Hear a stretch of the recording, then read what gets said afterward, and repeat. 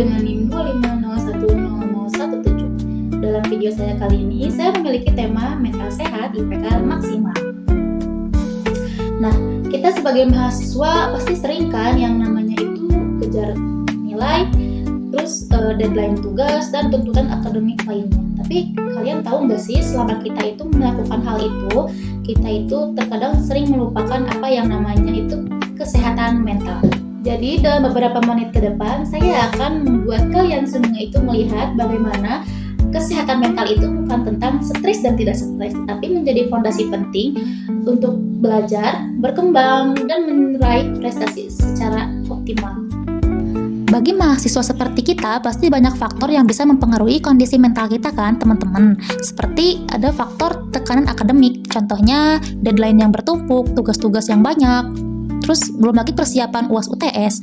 Terus ada lagi tuntutan dari IPK. Nah, itu akan membuat diri kita itu stres dan kondisi mental kita itu terganggu. Nah, selanjutnya itu ada faktor hubungan sosial. Contohnya seperti ketika kita memiliki pasangan dalam suatu hubungan dan dalam hubungan tersebut muncul sebuah konflik yang memicu sebuah pertengkaran, yang dimana akibat konflik tersebut hubungan yang kita jalani itu terpaksa harus diakhiri, dan itu akan membuat mental kita hancur karena kehilangan pasangan kita. Lalu selanjutnya ada faktor masalah finansial, yang dimana ketika kita merantau untuk kuliah, kita pasti akan dibekali uang bulanan yang terbatas. Lalu kita akan kepikiran juga tentang biaya kuliah atau kebutuhan hidup yang lainnya. Lalu ada faktor kondisi fisik. Nah, teman-teman juga pasti memiliki tugas dengan deadline yang banyak kan, atau bertumpuk.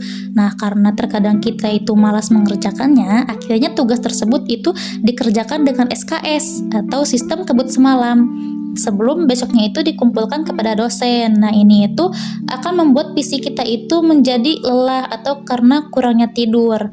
Terus pola makan juga tidak teratur, dan ini akan membuat badan kita itu terasa lebih lelah dan lesu ketika keesokan harinya. Lalu yang terakhir ada faktor penggunaan media sosial. Nah, ini juga bisa mempengaruhi kondisi mental kita, teman-teman. Karena apa? Karena ini bisa memicu perbandingan diri kita dengan diri orang lain. Contohnya, ketika kita melihat orang lain lebih sempurna di media sosial dibandingkan dengan kita, itu akan menimbulkan rasa tidak percaya diri yang berlebih atau insecure, dan merasa diri kita itu tidak pantas, teman-teman. Nah, jadi semua hal tersebut saling terkait dan bisa berdampak besar terhadap kesejahteraan mental kita. Untuk memahami kesehatan mental lebih dalam, saya akan menggunakan salah satu teori yang saya pelajari di kelas, yaitu tentang Cognitive Behavior Theory atau CBT. Nah, CBT ini itu menjelaskan tentang pikiran, perasaan, dan perilaku kita itu saling mempengaruhi. Misalnya, kita itu memiliki pikiran negatif seperti kayaknya aku akan gagal deh. Nah, itu akan menimbulkan kecemasan, dan kecemasan itu akan membuat kita semakin menjauhi belajar, dan pada akhirnya prestasi kita akan menurun dan pikiran negatif kita itu akan semakin kuat. CBT juga menjelaskan bahwa kita itu harus menghindari pikiran yang tidak realistis dan menggantinya dengan pikiran yang lebih positif dan realistis, juga memperbaiki diri, perilaku, dan sikap kita secara bertahap.